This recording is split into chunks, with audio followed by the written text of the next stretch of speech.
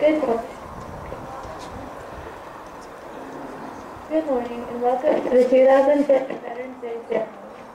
The students and staff at Lexington High School would like to thank you all for attending our ceremony, which is dedicated to both the present and past United States veterans. We would like for you to give your utmost respect and full attention during the program for those who have fought for our liberty and freedom. Thank you.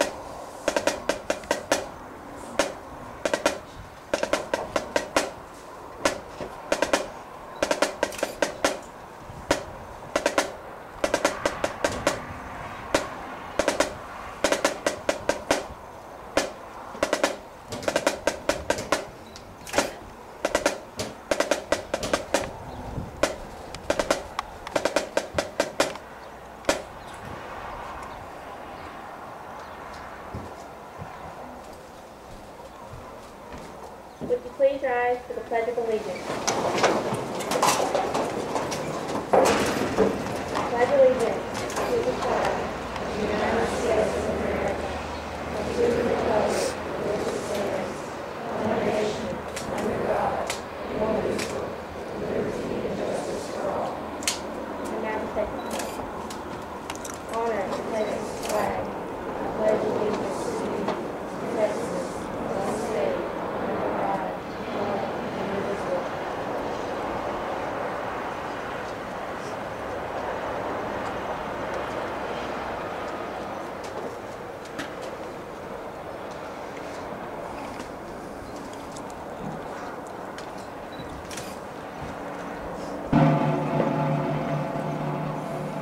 Oh, say, can you see by the dawn's early light what so proudly we hailed at the twilight's last gleaming, with broad stripes and bright stars through the perilous fight?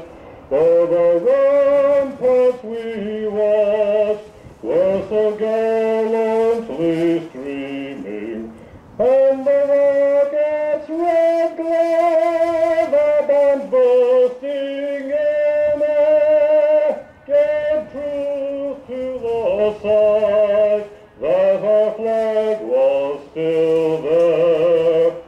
Oh, say does that star-spangled banner yet wave for the land of the free and the home of the brave?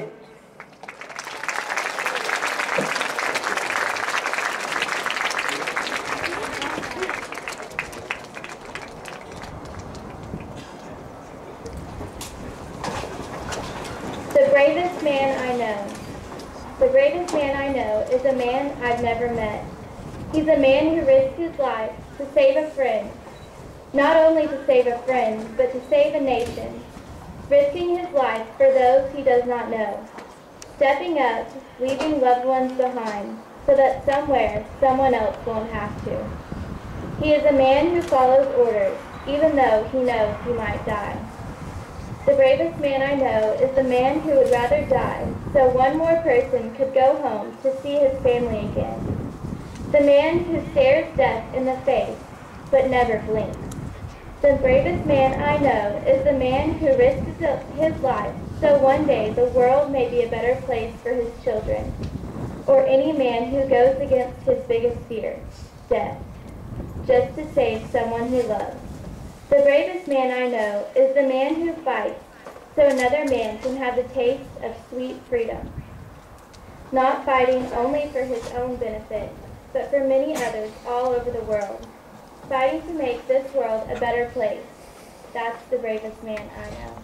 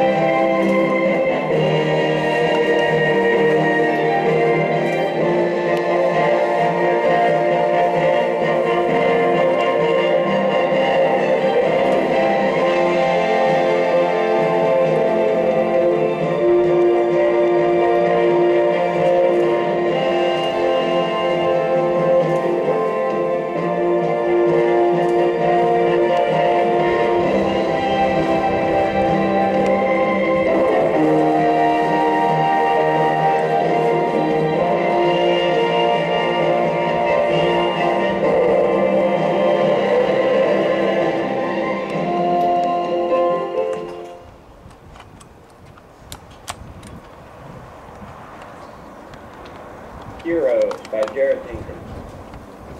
In war, there are lives risked and lives taken. Men and women given their best to defend what they love. They defend their country, their honor, their people. Some call them soldiers, others call them heroes. Our veterans have risked their lives for us. They have lived through hell and fought with honor. Many have killed and regret doing so. For every life there is a soul. For every soul there is a life. For those who have died, we show great appreciation and remembrance. For those who live, along with them live the horrific memories of battle.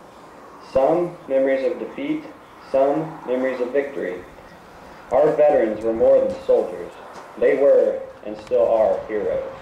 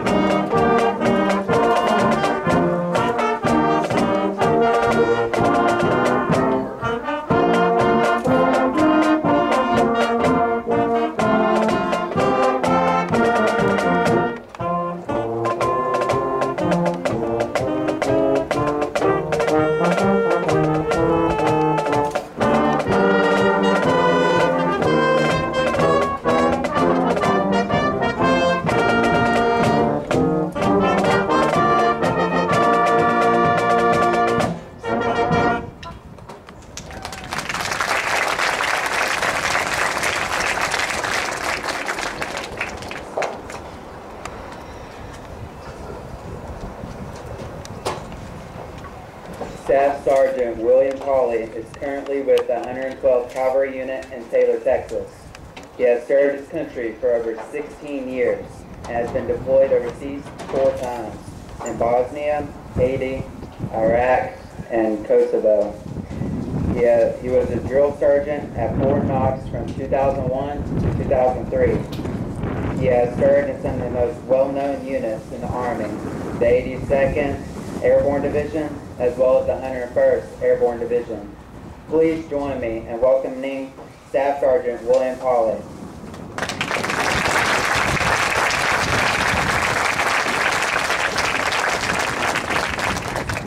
Wow, I really appreciate it. Everywhere I've been assigned, Texas really supports you for more than any other state that I've ever been in. The military, I joined in 1994. It's offered me so many things in life that I wouldn't have been able to get without being in the military. My lovely wife, Jennifer, was able to buy a little ranch out here in Lexington, be with the all-time coach. I got my nephew up here. Zach, where you at? Zach? Oh, okay, I gotta embarrass my nephew. Thank you. But I really don't know what to say. I mean, it kind of caught me off guard. But could I have all vets, would you please rise right now?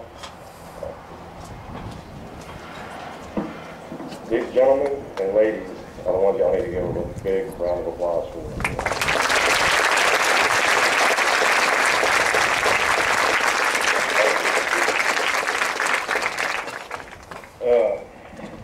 So it kind of called me off guard, some kind of winging it. But I do want to give my drill sergeant badge to the up front.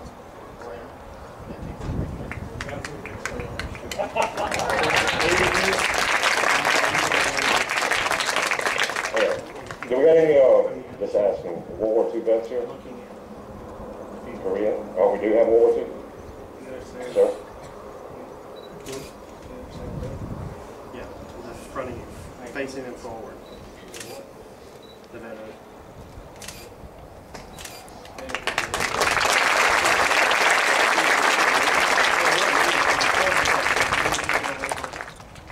And do we have any high school students that have recently joined or joined the military that already have joined or went through BCT, the basic training?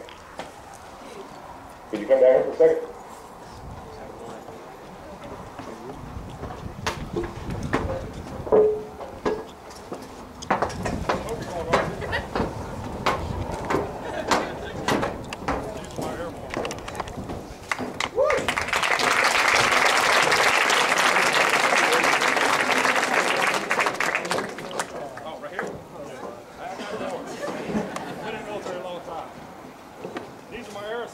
Also known as bull wing wings.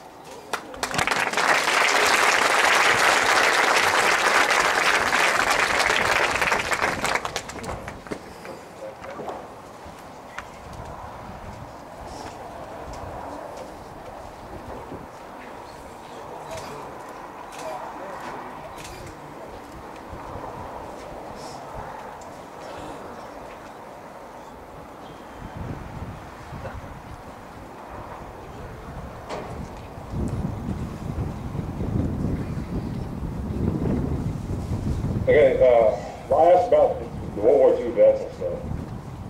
My grandfather, he was served in World War II. He actually joined when he was 16 years old. He had to go back after he got done with the war. He was a POW for 3.5 years. He was in the Bataan Death March. And after all that, he got back and he finished his career out in the military, but also the Army made him go back to school and get his high school diploma. But I always looked up to him ever since I was a kid. And that's what I always wanted to do, and here I am. And I just want to tell all the World War II vets, Korean vets, Vietnam vets, thank you very much. Boom.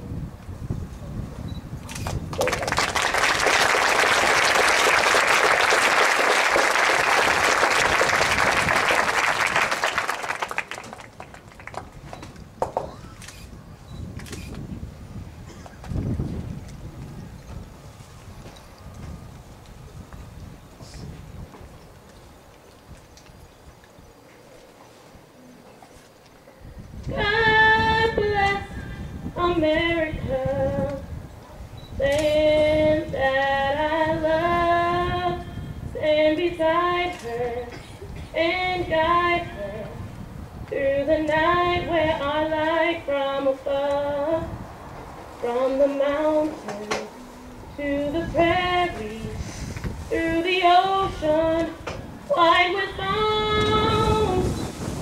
God bless America, my home, sweet home. God bless America, my home, sweet home.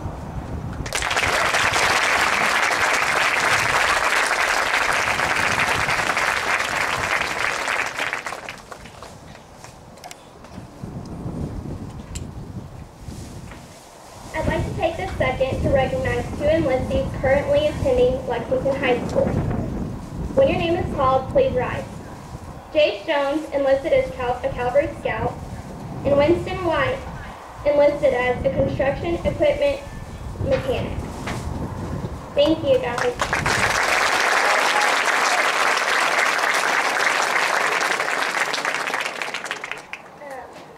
She is currently attending college at Austin Community College. She joined the Texas Army National Guard in 2008. Her MOS, Military Occupational Specialist, is a 35 Mike Humant intelligence collector and interrogator. Please join me in welcoming Jennifer Tosa.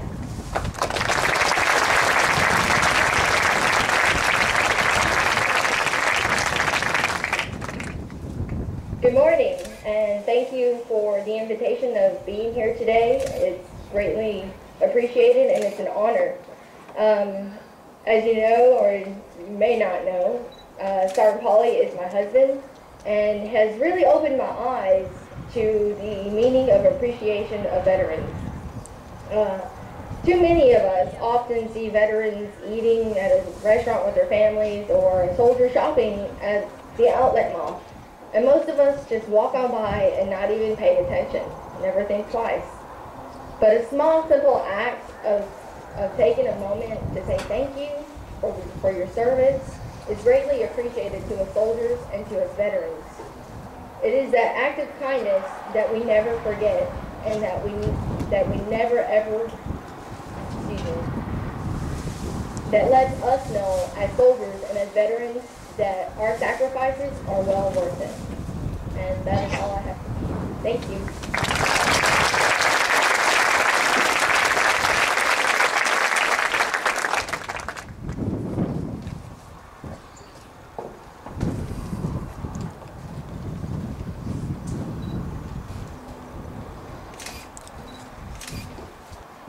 Oh, beautiful, for spacious sky, forever waves of grain, for purple mountain majesty, above thy brooded plain. America, America, God shed his grace on me, and crown thy good with brotherhood from sea to shining sea. Oh, beautiful for patriots that sees beyond thy years. Thine alabaster city glints undimmed by human tears.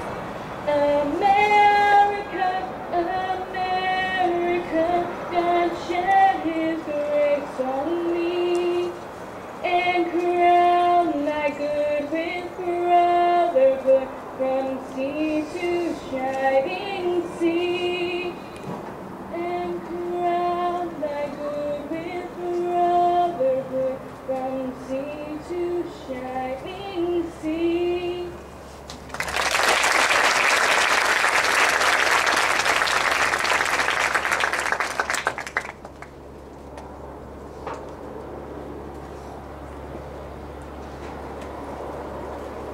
Freedom is not free, written by Cadet Major Kelly.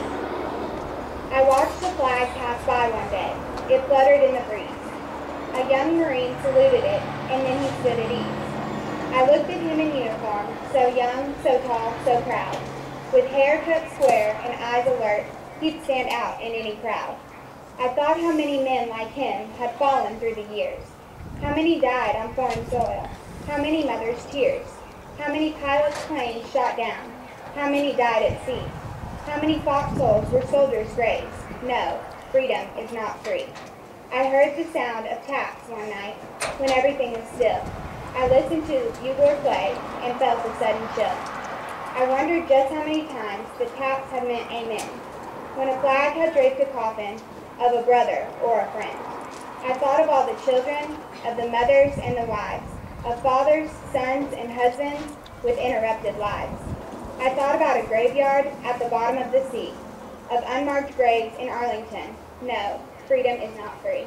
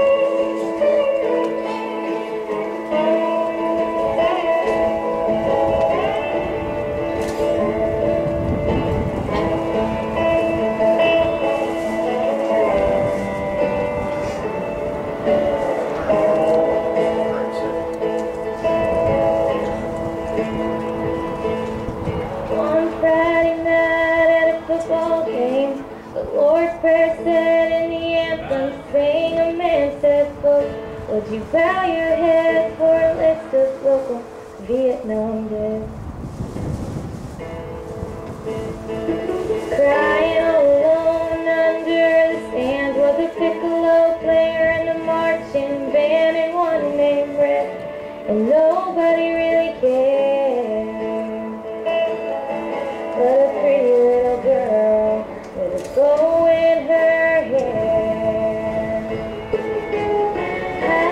I cried, never gonna hold the hand of another guy.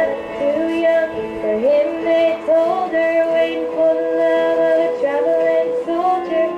Our love will never end, waiting for a soldier to come back again. Never more to be alone when the letter said a soldier's coming home.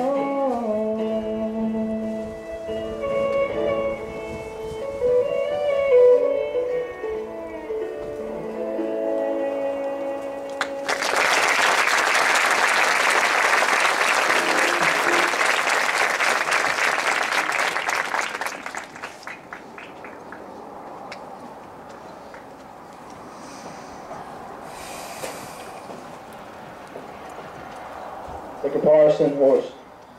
The practice of having the charge of a deceased military officer led in the funeral procession is a survival of the ancient custom of sacrificing a horse at the burial of a warrior. Generally, the horse was hooded, sheathed in a cloth or armored covering, and bore a saddle with the stirrups inverted and a sword through them.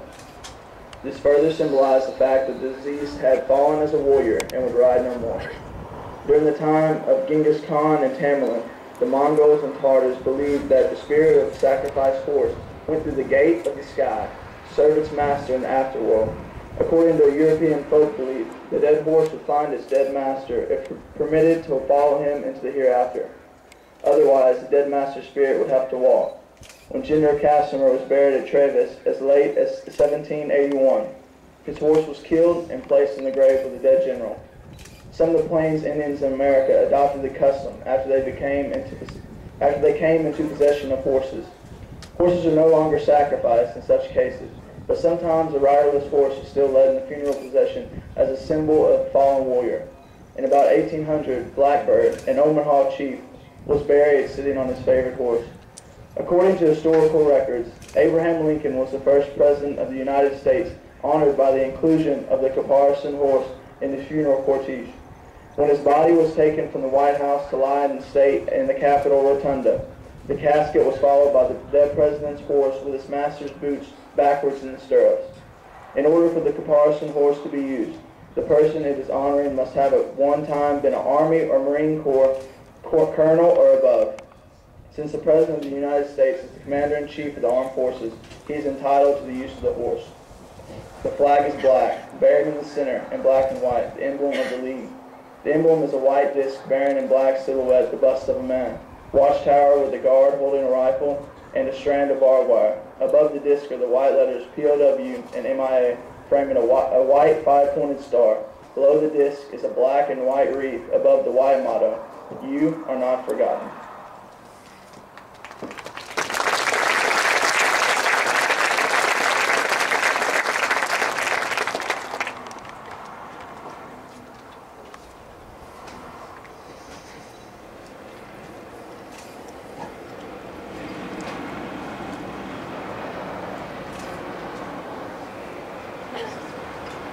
The origin of the 21-gun salute. A salute outwardly demonstrates respect. The use of gun salutes for military occasions is traced to early warriors who demonstrated their peaceful intentions by placing their weapons in a position that rendered them ineffective. The tradition of rendering a salute by cannon originated in the 14th century as firearms and cannons came into use. Since these early devices contained only one projectile, discharging them once rendered them ineffective. Originally, warships fired 7-gun salutes. Land-based cannons had a greater supply of gunpowder and were therefore able to fire 3 guns for every shot that was fired afloat. Hence, the salute by cannons on shore was 21 guns. Eventually, by agreement, the international salute was established at 21 guns as the highest honor one nation rendered to another. In 1842, the U.S. national salute was formally established at 21 guns. Today, the national salute of 21 guns is fired in honor of a national flag, the sovereign or chief of state of a foreign nation, a member of a reigning royal family, and the President, ex-President, and President-elect of the United States. It is also fired at noon of the day of the funeral of a President, ex-President, or President-elect.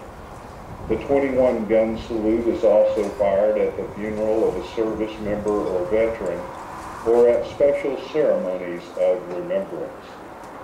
The American Legion Post No. 6 Honor Guard will now demonstrate a rifle-fired 21 gun salute.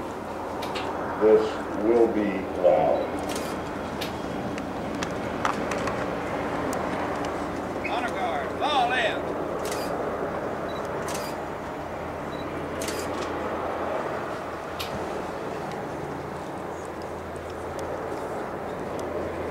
Forward, hard. Forward, hard.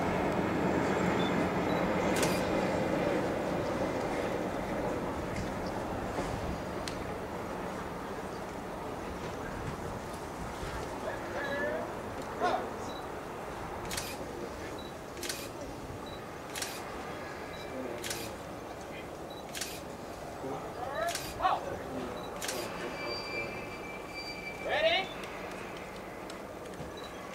Aim. Fire.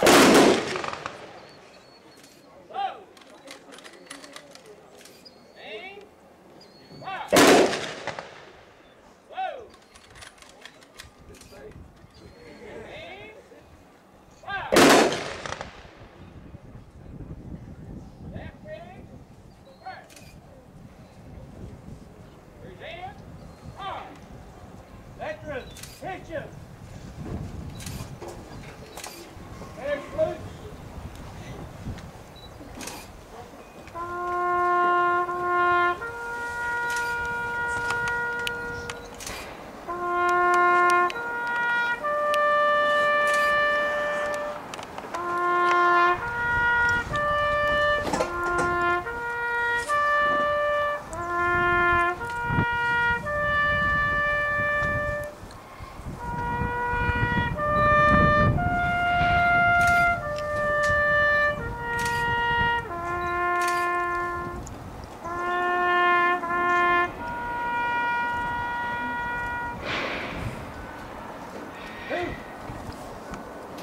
Forward, hard. Left, ready. Forward, hard. Left turn, hard.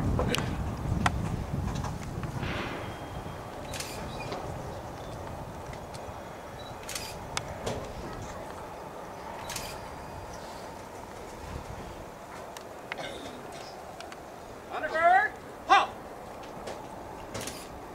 Right, hey. Order, hard. Dismiss.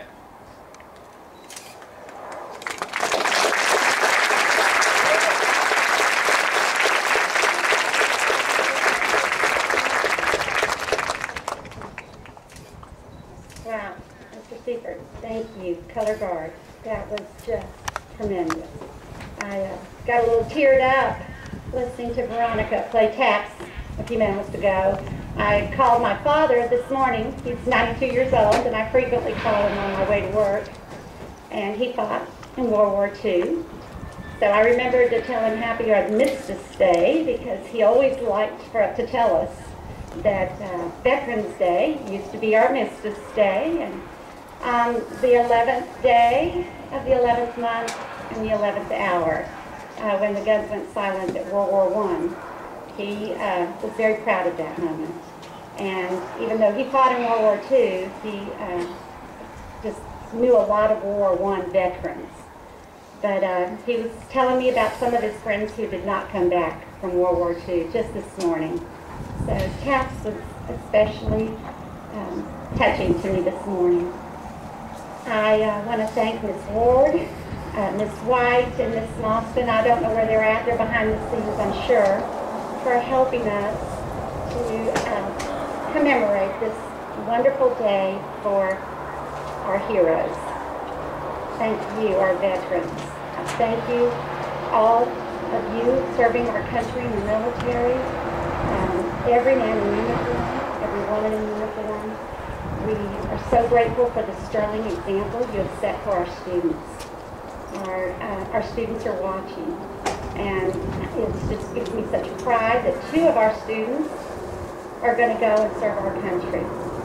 So congratulate your classmates, students, when you see them today, because they're going to go and possibly into harm's way so that we can continue to have our freedom.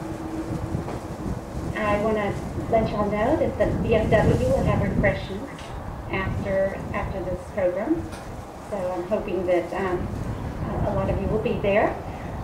Also, Mr. Finley's class, you all have the great privilege of getting to come down after, in a few moments when this is over, to visit with our veterans and learn from some of the things that they can share with you, some of those stories. I love hearing my dad's stories, and they're becoming more and more rare that we get the chance to talk to World War II veterans.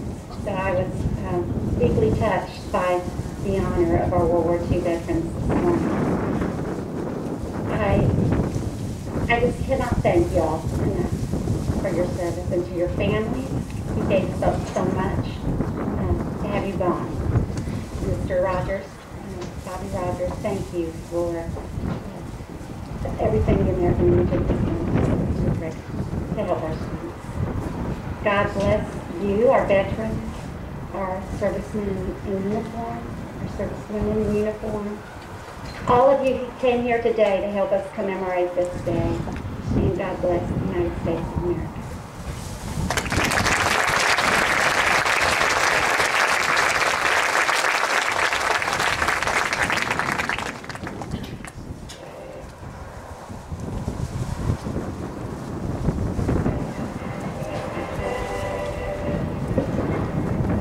Middle school, you are, well, let's do one more thing. Can I have the students of Lexington 6th through 12th grade please stand? Let's give one more applause to the veterans.